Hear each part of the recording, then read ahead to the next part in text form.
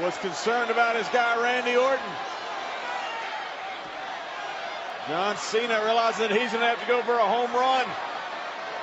And he put down the 12-time world champion Randy Orton for the 3 count. And he's ascending the turnbuckles, but Randy Orton jumps up to his feet. Uh-oh. Oh, from the top turnbuckle! Oh. Big DDT! And now, Orton grabbing the top rope, blocking the A attempt. Oh! And Orton got driven into the referee. Throw toe by Cena. And he's looking for the STF. He has it snapped in. And Orton's tapping.